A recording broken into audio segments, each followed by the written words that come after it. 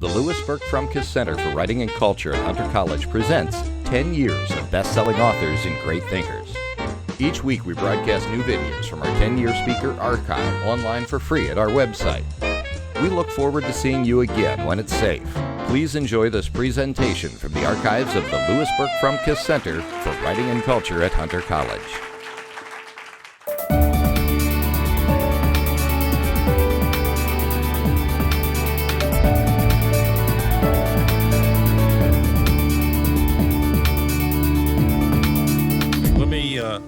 Briefly introduce Howard.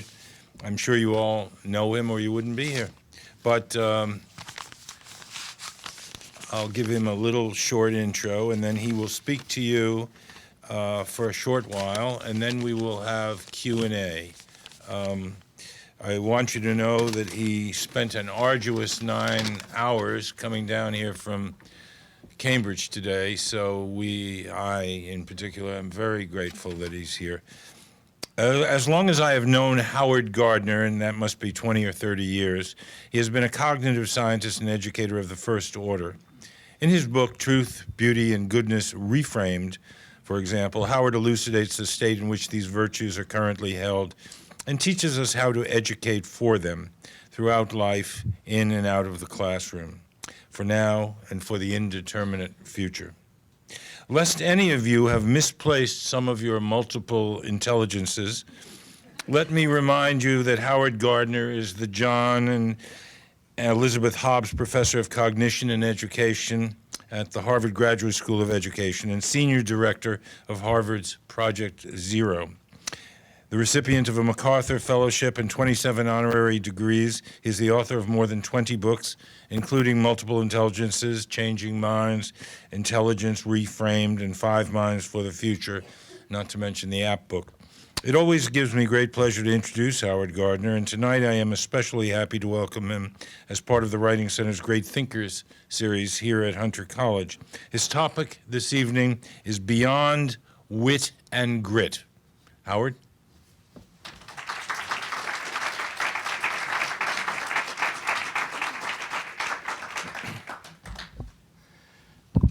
Thanks, Lewis. Thank you all for coming. It is true that I could have spent the day more profitably than waiting for train in Boston, but I did make it, and glad to be with you. Can you hear me okay? No.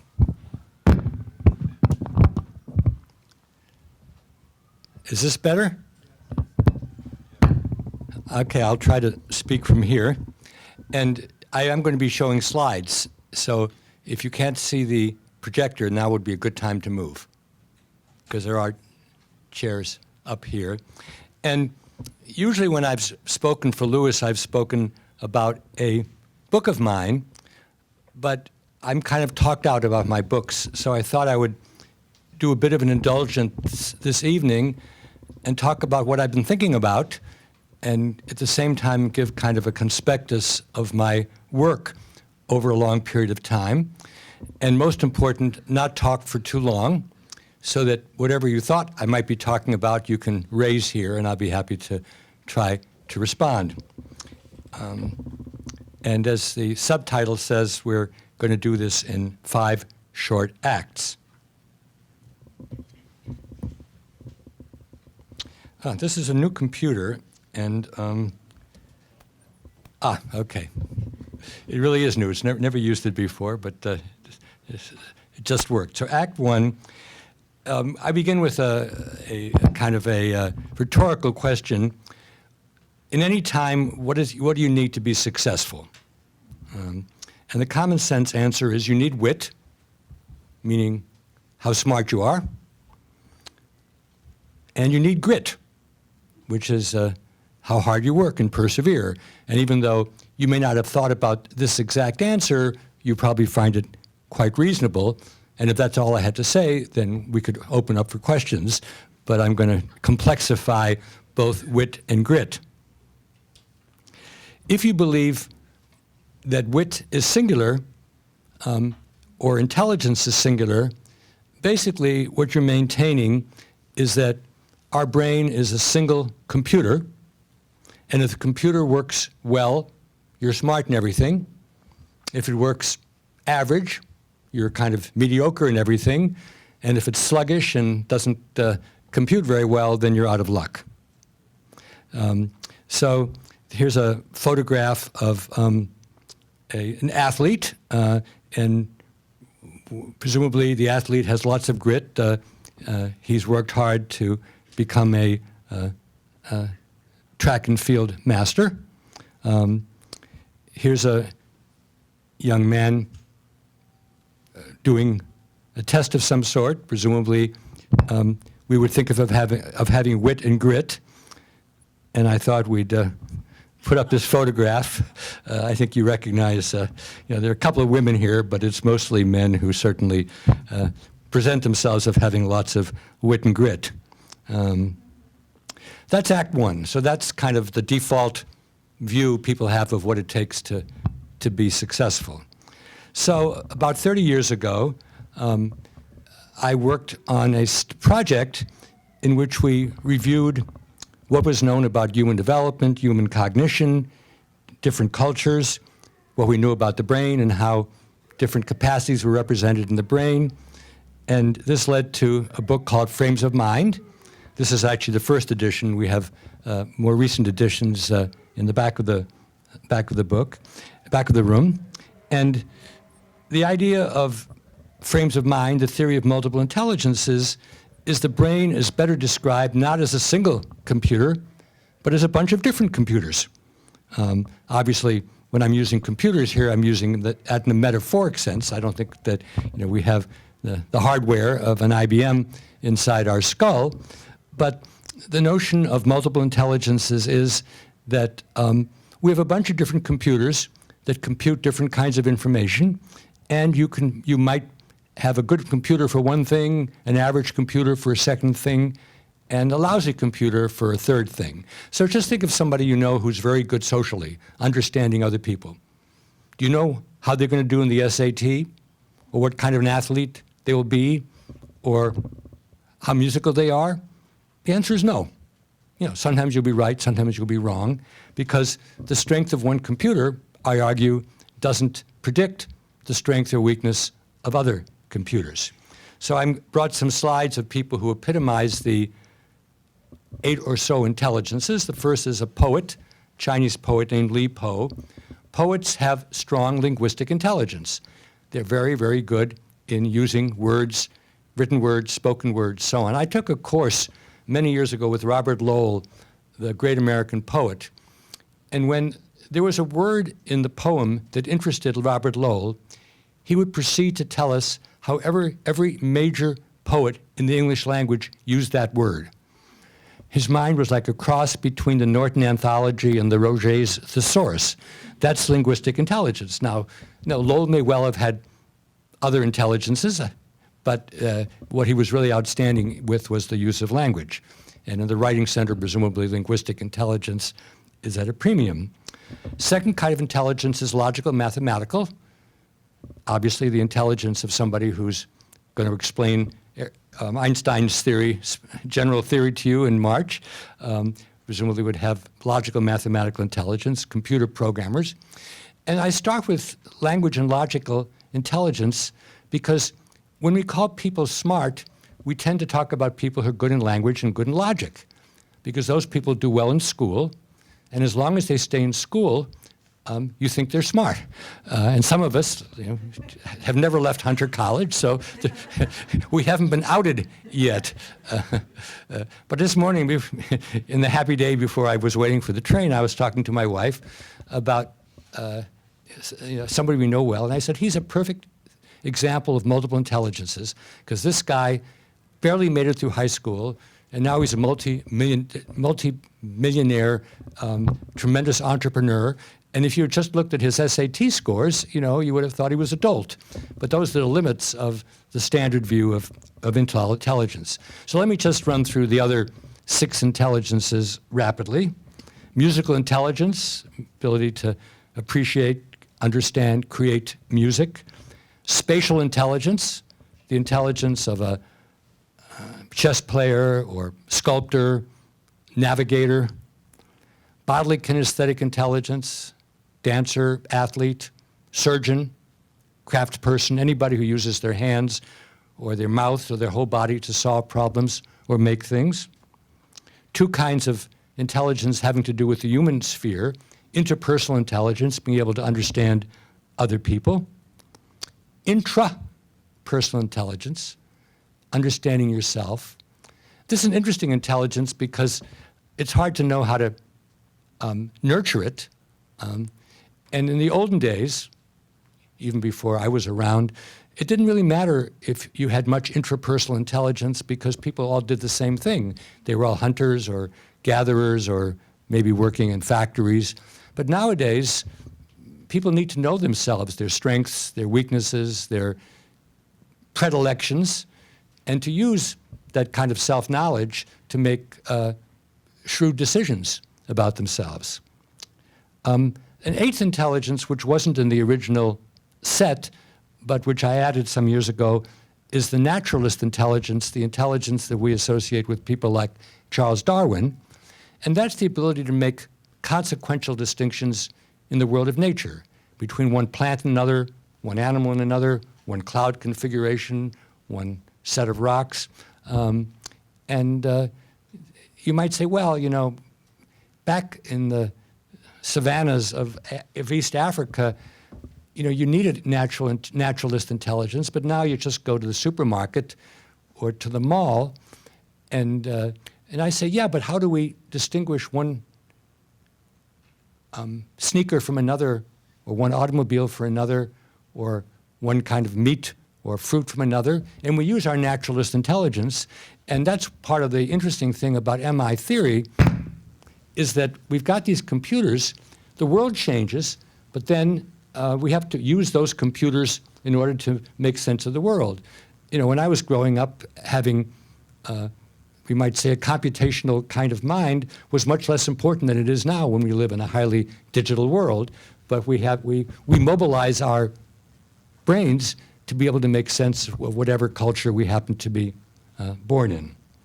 So if you believe in the theory of multiple intelligences, and you're not allowed to leave until you sign an affidavit to that effect, we've pluralized the word wit to wits. And there's what we call the American question: how do you assess intelligences? And of course, I've been asked that many times. And the best answer I ever got was visiting a theme park in Denmark where they gave kids, our adults, you could be 5 years old or 50 years old, all sorts of games to play. Numerical games, you know, board games, block stacking games, bodily kinesthetic games where you had to move a wand around very carefully, because if you hit the stem, you made a bad noise, or you have to walk through a space with your body. This is, again, bodily kinesthetic intelligence. This was an interesting measure of linguistic intelligence. Assuming you don't know Japanese, you would go into a booth and you would hear a phrase in Japanese, and then you'd have to reproduce it, and you could see on a sound spectrograph whether you were picking up the sounds and the music and so on, in the tonality. And this is a very clever game. Here you have two kids who have to move this vehicle around and pick up little rectangles, little cubes, and move them from one part of the room to the other, which is a bodily kinesthetic and spatial task. But you can't move it unless the two of you cooperate. You have to move your dials consistent with one another, and so you have to have some interpersonal intelligence. If you try to do it too much yourself, it doesn't work. So what this theme park did was to let people spend a half a day playing all sorts of games and figure out what they were good at, but they didn't have a way of measuring intrapersonal intelligence, understanding of self, and you could understand why they didn't, because how do other people know about ourselves? So I came up with the idea of having people predict before they spend time in the theme park which things they'd be good at and which things they wouldn't be good at. And if they were good predictors, I gave them some credit for intrapersonal intelligence, and if they weren't very good, they didn't get much. Obviously, I don't take this 100% seriously, but the idea is you can't use a paper and pencil test to test different intelligence. You have to do it in situ. You have to put people in places where they have to move around or sing or produce sounds or not trigger wires, that kind of thing. Act 3. So Act 1, singular wit and grit. Act 2, pluralizing wits. I developed these ideas, and I was very pleased that people were interested in them. But then I noticed that the ideas were not always being used in ways in which I liked. And something which continues to this week, particularly in East Asia, I don't know why, but there are people who make lots of money looking at fingerprints and then telling people which intelligence they have based on their fingerprints. So if you go to MI Oasis, which is the website which we developed a year or two ago, we tell people that dermatoglyphics is nonsense, but it doesn't keep people from doing it, which that may have to do with something other than MI theory. But this was one of those rare events in life which was transformational for me. Over 20 years ago, a colleague in Australia wrote to me and said, "Howard, your ideas are being used in Australia, and you're not going to like the way they're being used." So I said, "That's interesting. Tell me more." And those were the days in which email was just getting started.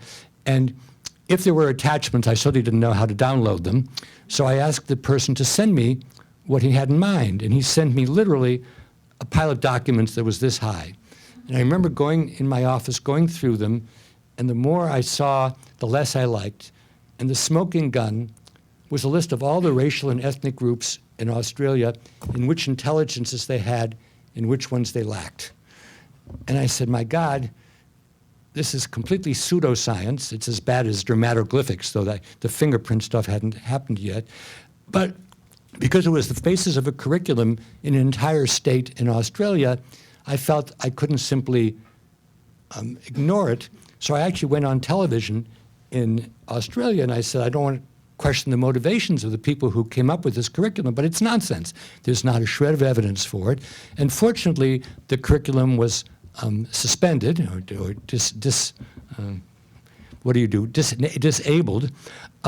But I began to think, really for the first time in my life, as a scholar, you develop ideas, and to tell you the truth, mostly they're ignored. And if somebody pays attention, you're kind of happy. But they could also be misused. And I realized that if my ideas were misused and I didn't speak up, I couldn't really expect anybody else to. So basically, I owned them, and it was my job to try to think about how to use them constructively rather than destructively. And this ultimately led to a book called Responsibility at Work, where a whole bunch of people, including me, talked about different professions, journalism, genetics, theater, and what kind of people in those professions have responsibilities to whom and for what. But Act 4 was a much more pivotal act for me. In 1995, 2 years after the Australia episode, I spent a year with two well-known psychologists, Mike Csikszentmihalyi and Bill Damon, at a institute in California, and we developed something which we called the Good Work Project, though recently we have dubbed it the Good Project. And the idea of the Good Project, or the Good Work Project, was to figure out how can people who work in any profession increase the likelihood that the work they're doing will be used positively, it will be used in a humane way, rather than being abused, or you're abusing it yourself. So what is good work? Just to talk about different professions, obviously this is people in the legal profession, somebody in the medical profession. Anybody recognize who this is? Yes, Jonas Salk of the Salk polio vaccine. Educators, we also face work challenges and questions of responsibility all the time. And we did a 10-year study in which we interviewed 1,200 people in 9 different professions, including the ones I mentioned. And we came up with what we call the triple helix of good work. If you can see in the graphic here. You've all heard of the double helix, DNA, the Watson-Crick model of genetic replication. Well, ENA is the three components of good work: excellence, engagement, and ethics. So let me be concrete. If you are a teacher, most people here are probably involved in education in some way or another. If you are a good worker, it means you're technically excellent, you know your craft, you know your subject, you're engaged, meaning you care, you want to do a good job, you show up on Monday enthusiastically, you don't dread being in class, and ethically means that you try to make the best possible decisions when you're faced with dilemmas. And dilemmas occur in every profession. If we take law, a good lawyer should, number one, know the law. Number two, be engaged, care, enjoy, find meaning in his or her practice. But three, faced with a difficult dilemma, try to do the right thing. So this is 10 years of research and 1,200 subjects boiled down to a very simple and I hope memorable, and if I'm lucky, powerful kind of graphic. 2 decades later, 2015, after 1995, we now have, just in my lab at Harvard, we have, if you look at the top of this, we have good work, good play, good citizenship, good life, good participation, good education, what we call the goods. And these are all lines of research which my colleagues and I have developed over the last 20 years to help people who want to do good work or be good citizens achieve those goals. And if you have questions about that afterwards, I'd be happy to try to answer them. So I'm going to switch gears now, having introduced the idea of multiple intelligences and the idea of trying to use thoughts like that in a positive way, in a good work way, rather than in an irresponsible way. Now I want to talk about what's been happening in many educational environments, and that's to be a move beyond cognitive, beyond the usual educational problem solving. And there's an interest, those of you who follow the educational literature, read Paula Rosen's Education Update, will know about interest in what are called non-cognitive skills: social intelligence, emotional intelligence, empathy, reflecting and wondering. Jim Heckman, who's a Nobel Prize winner in economics, calls these non-cognitive skills. I actually think they do involve cognition, but they're not language, logic, IQ, SAT kinds of items. So in Act 5, the final act, we have a new cognitive star, and that's called grit. How many of you have heard about grit in an educational context? Okay. It's becoming well known thanks to a book by Paul Tough, who was a New York Times reporter, now a freelancer, in which he talked about grit, curiosity, and the hidden power of character. And he was drawing particularly in this book on the work of a psychologist named Angela Duckworth, who not only has written a lot about grit, but has developed a measure of grit, which is now being widely used in schools as part of what's called character education. And I don't think anybody here would think that it's bad to have grit. Grit means to work hard, be persistent, stick to the task. Many of you will know about the marshmallow test, where you take a young kid and you say, here's a marshmallow, but if you can wait 15 minutes, you get 2 marshmallows, and some kids grab it right away, and other kids go through conniptions not to devour it. But the amazing thing is, a decade later, how you did in the marshmallow test predicts a whopping difference in SAT scores. So grit obviously sounds like a good thing, so why am I talking about beyond grit? And that's because lots of people whom we don't like have grit. The goose-stepping soldiers under Hitler had plenty of grit, and Hitler had plenty of grit. And so while grit is necessary, it's not sufficient. A few other examples: those of you who were around in the time of the Vietnam War will remember the book The Best and the Brightest by a great journalist, David Halberstam. This was an ironic title because when John Kennedy became president, he brought so to speak, the best and the brightest to Washington. Many of them were professors from where I live in Cambridge, and they gave us the Vietnam War, but they couldn't get out of it. So best and the brightest, he was saying these people may have had plenty of wit and plenty of grit, but they were not very good for, for America's place in the world. And a more recent example, based on Enron, the smartest guys in the room, again, the people who made Enron into the 7th most capitalized business in the world in the 1990s, certainly had plenty of smarts in the traditional sense and plenty of grit, but they weren't doing good work. And nor were the people who got us in the Vietnam War but couldn't get us out doing good work.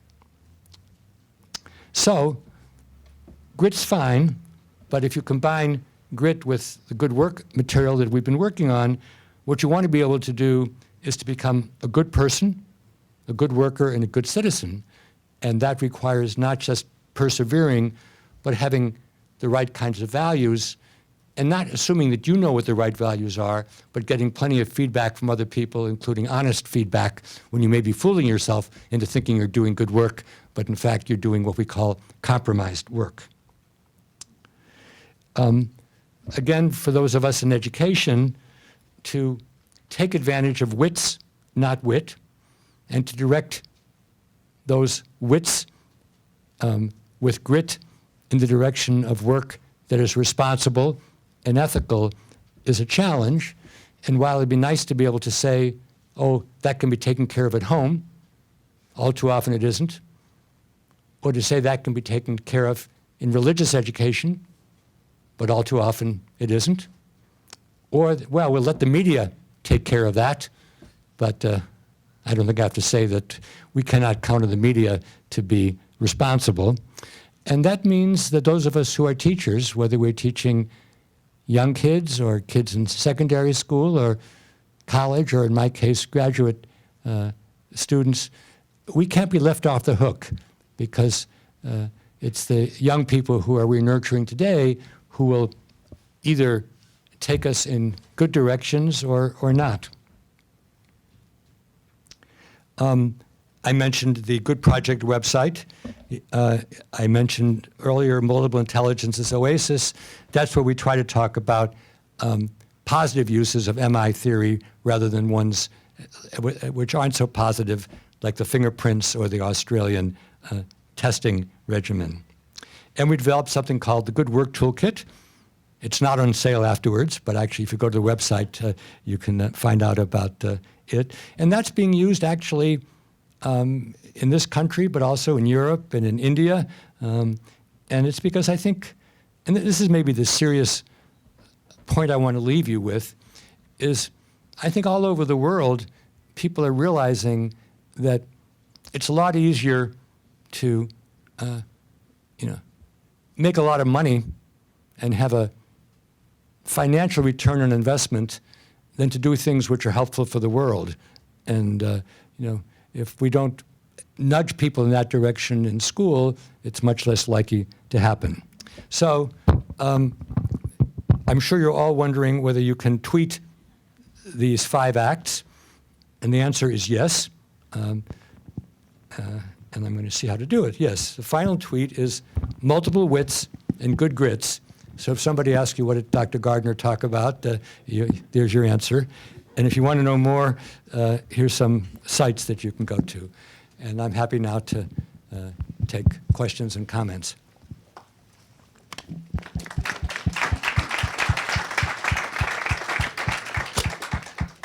you, Howard. I'm just going to spot for you, and Adele will run around with a microphone. Okay, thanks. Who's got a question? I think Paula was. Paula. Thank you. Wonderful. Always captivating, Professor Gardner. I couldn't help but think about a comment that Nelson Mandela made, the word Ubuntu, which means all together. And we work together and just help each other. Of course, and that, to me, that fits right into the Good Project. Any thoughts on that? Well, Bill Damon, who I mentioned, who was one of the people on the Good Work Project, is about to publish a book with his wife, Ann Colby, called The Power of Ideas.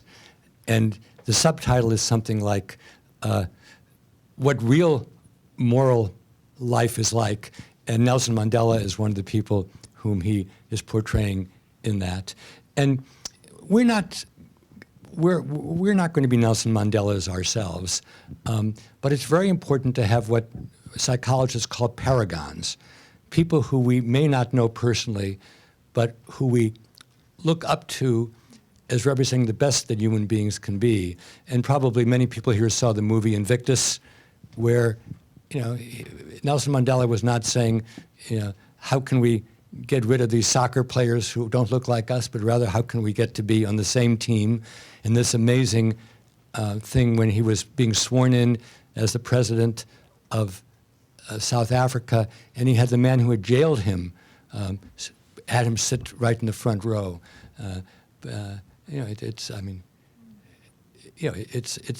of religious power. It's that meaningful. Gentleman in the red shirt. Thank you.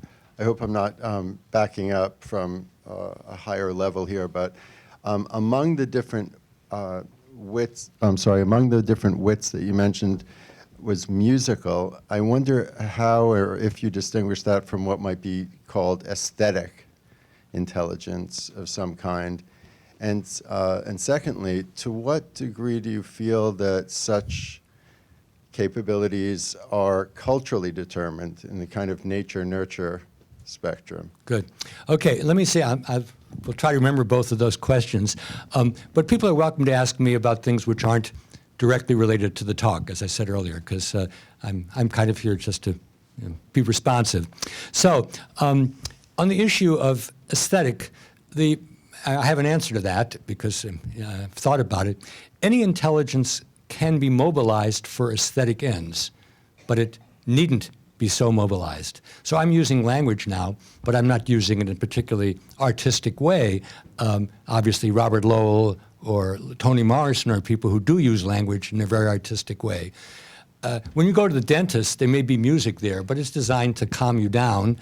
If you go to the military, they play taps and reveille.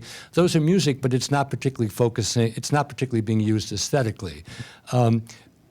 My definition of aesthetics, for extra credit, has to do with experiences which are interesting, memorable in form, and worth revisiting. So if you had a terrific player of taps, and you really listened to it, and you wanted to hear it again, and you remembered it, that would be aesthetic. But if it just means time to go to bed, then I wouldn't say it was aesthetic. So this is kind of a pat answer, but it's one that I have thought about a lot. On the issue of these intelligences, my claim is that they're a definition of the human species in a cognitive way. So to put that a little bit less pretentiously, everybody has got all of these intelligences. That's the deck we've been dealt by our DNA. There might be some rats that have more spatial intelligence. There might be some birds that have more musical intelligence.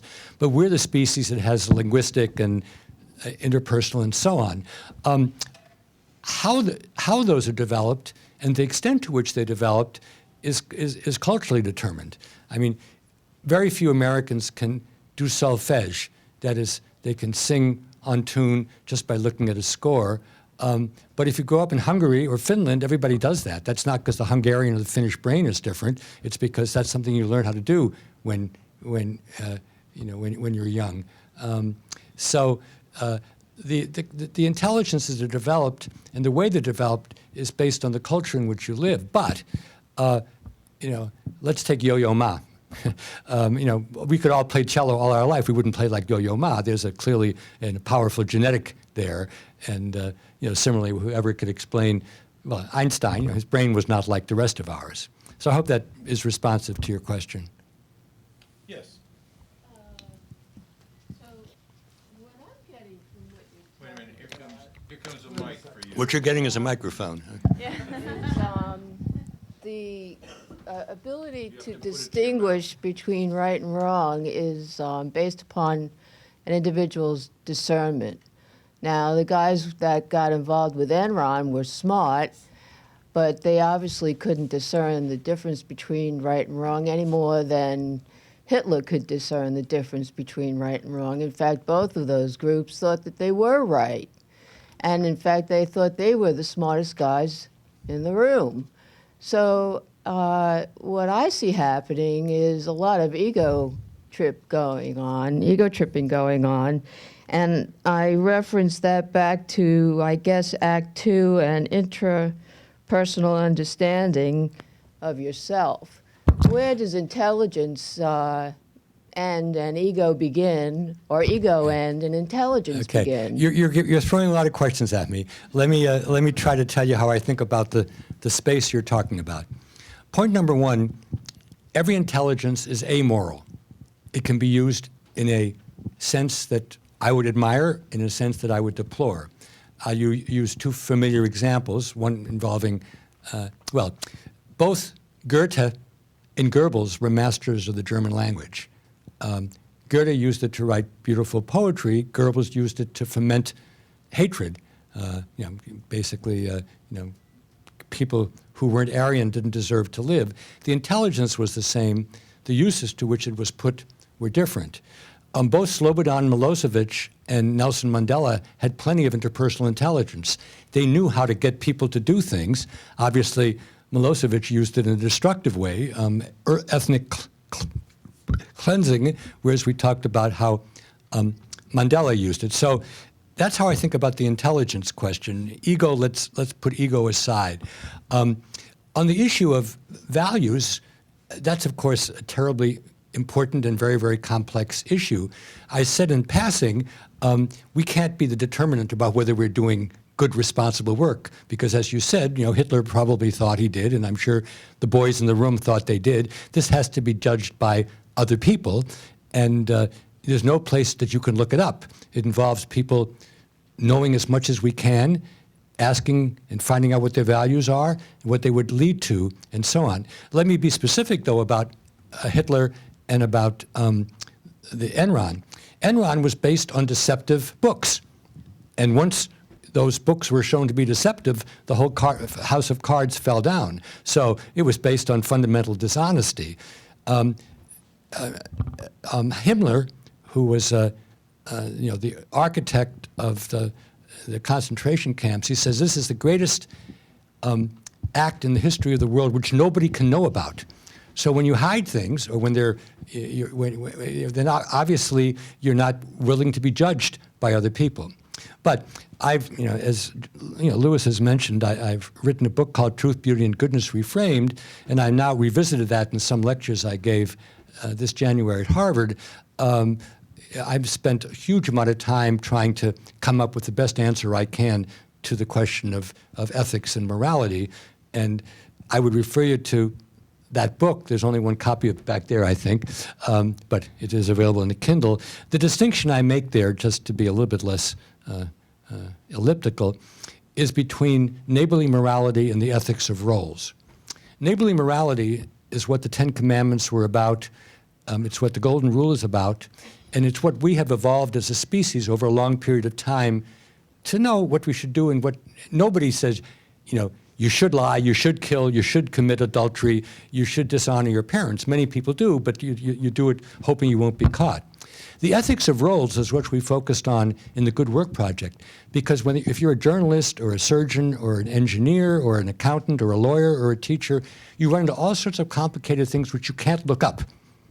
And that's where you have to have people talking about things publicly and trying to decide what's right and what's wrong. I was just reading today, as I was waiting for the train, an article in the New York Review of Books by Timothy, I think it was, I'm not sure, no, it was by Stephen Cole. I actually have it in my bag. Anyway, it was about the Charlie Hebdo incident. And it was on the very serious topic, should we publish cartoons like this or not? I actually, in Truth, Beauty, and Goodness, I talked about the Danish cartoons, and I said I finally came to the conclusion that they shouldn't have been published. But, wait a second, what the author, I think it was Stephen Cole, he's the Dean of Journalism at Columbia, said is there should be a website in which you post things like this, but people should be told that they only can enter it at their own risk. And this is a way of basically not eliminating free speech, but putting it in a very narrow thing. Now, is he right or wrong? I don't know, but that's the kind of discussion you need because you can't look it up. Are you holding up for a follow-up? Can I ask a follow-up to that then? Just sweet Charlie is exactly the point, and discernment. Therefore, when it comes to intelligence or perspective, is only found as an end result. Hitler didn't know he was wrong until Berlin was destroyed, and the concentration camps were. But we don't care. uncovered. We don't care what Hitler thought. We're saying, what does the world think when it knows as much as it can? That's where the decision is made. And the discernment is we still see elements of that same bias which you cited in Australia. Sure, but I don't have a wand to make people behave the way I want to. All I'm saying is this is an important goal, and we're trying to nurture it. Anyway, I appreciate the questions. They're very serious ones. Yeah. I'd like to go back to the marshmallow issue of grit.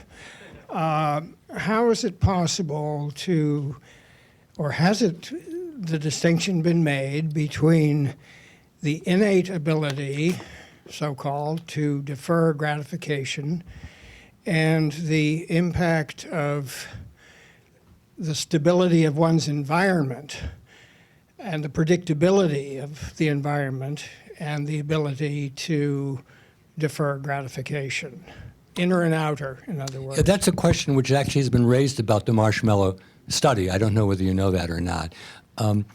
First of all, I mean, obviously everything we do, we have an innate capacity to do or we couldn't do it, but I don't think that human beings left to their own devices would restrain themselves.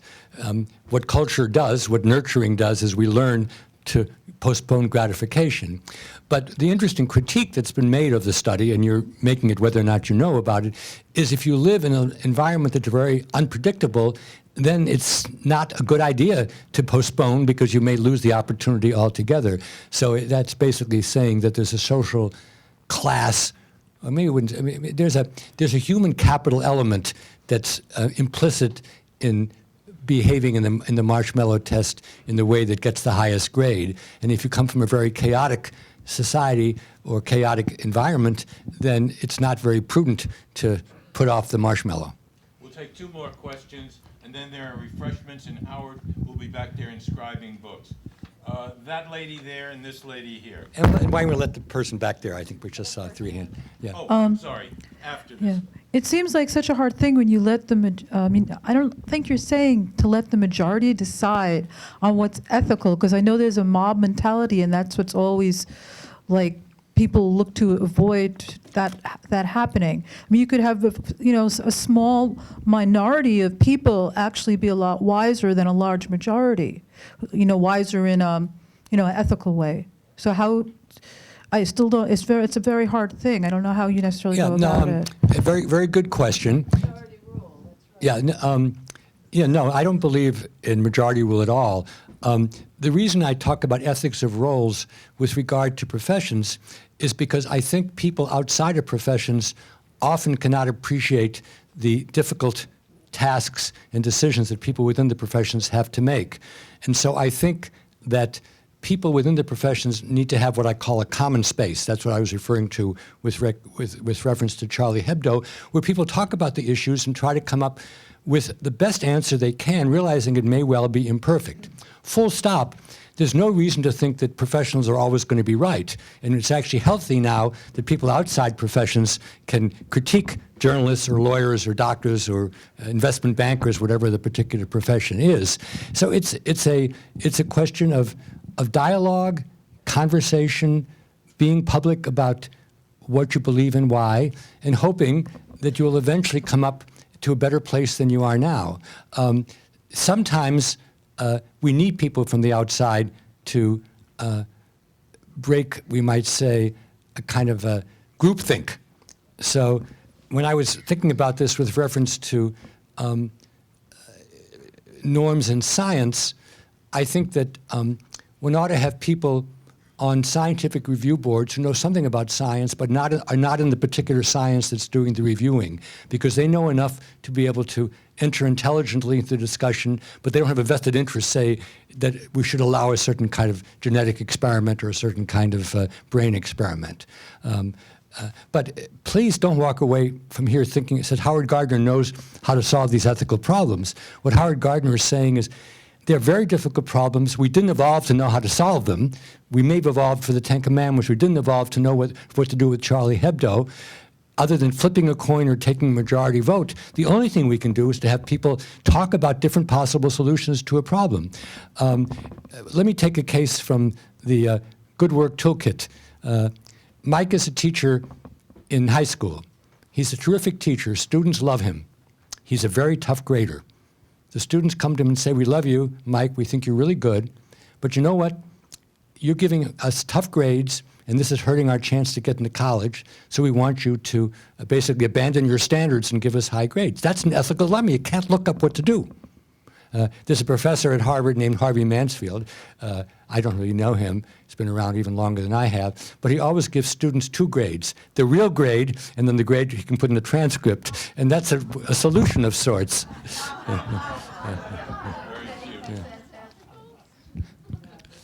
My question is... Excuse me, the lady in back of you. Oh, sorry. Had raised her hand first. I'm so sorry. Very pragmatic question.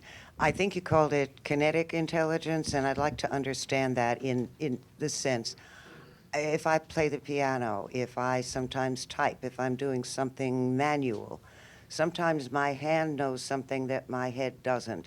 I could not articulate to you that it's a B-flat diminished chord, but my hand knows. Is that what you mean? Okay, well, you're asking a good question.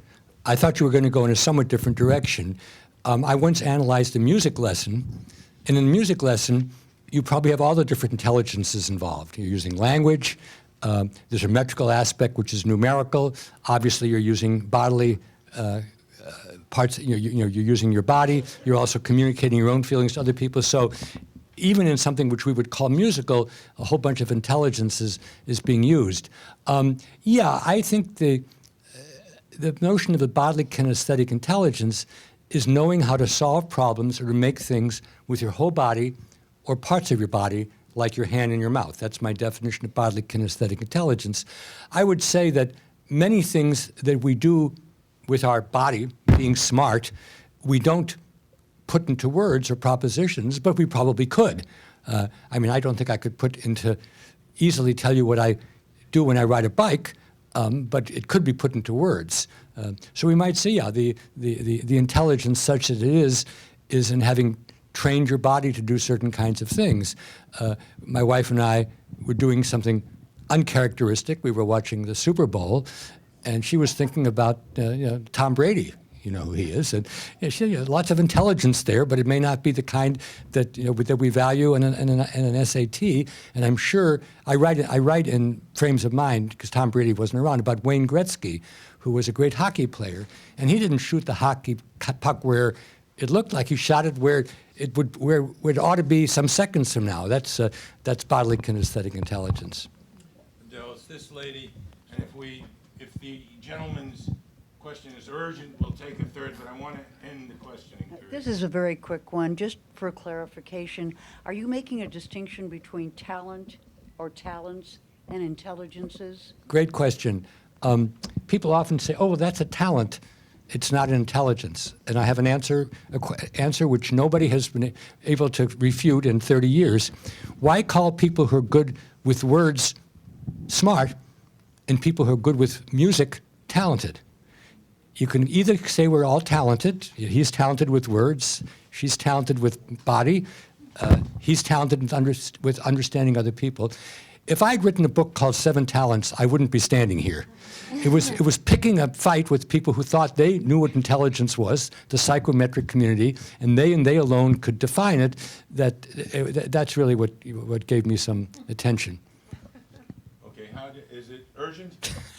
Oh, let's let him do it. It's an unfair question. The gentleman, Yeah. Adele's guy. I mean, either way. You can ask it, because I think mine was basically asked. Oh. Okay, you deferred.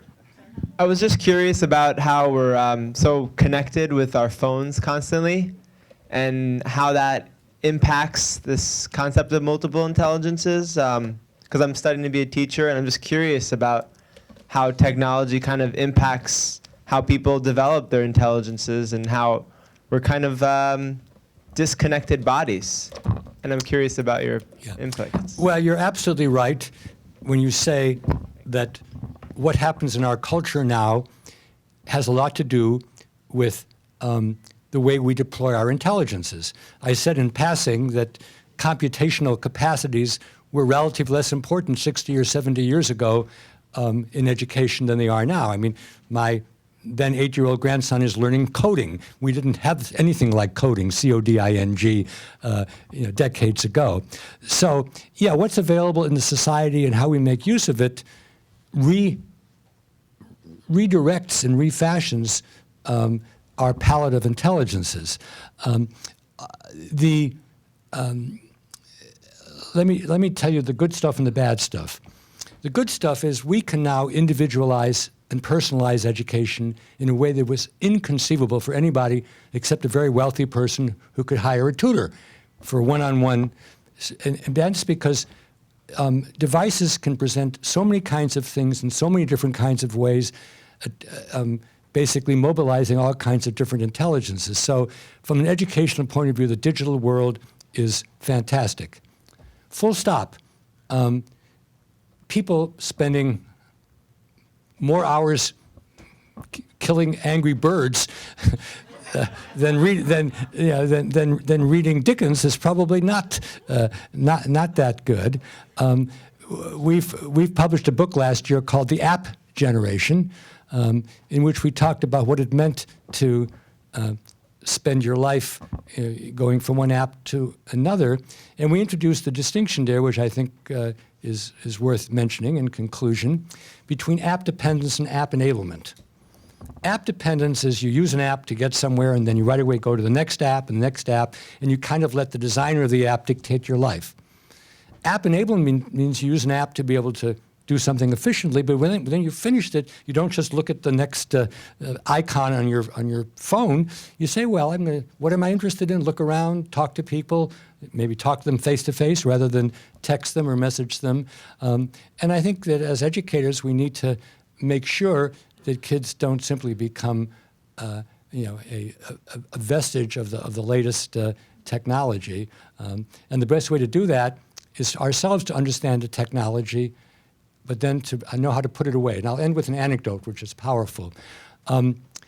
John Palfrey, who was a professor at the Harvard Law School, is now the head of Phillips Academy at Andover, one of the great secondary schools. And there was an app there which the kids were using called Yik Yak. Who's heard of Yik Yak? Yik Yak? Yik Yak. Adele, you've heard of Yik Yak. What's Yik Yak? Where you basically post anonymously just opinions, thoughts, anything that you want, comment, like it, or dislike it, or it gets removed. Excellent, yeah. So basically, if you're around a school, you can say, Lewis is an asshole, and you don't have, and you don't. That's a common phrase. And you don't sign it, and you can easily see when there's an incident in a school, especially in a secondary school, how this how this escalates. So John Palfrey is one of the world's experts on digital media. He started the Berkman Center at Harvard, which is the leading center of computers and law. He wrote a book called Born Digital, and I think he became the head of a secondary school because he was so interested in what the digital world could give to education. John got up in front of the school, he invited the whole school into an auditorium, and he said, I love this phone, I love what it can do, I love apps, but sometimes apps can be very destructive.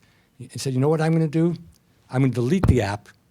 And he deleted it, and then many kids went out and did the same thing. And that's what we have to do. When I said we had to provide the moral guidance as educators, that's part of our job, is when to say, put it away.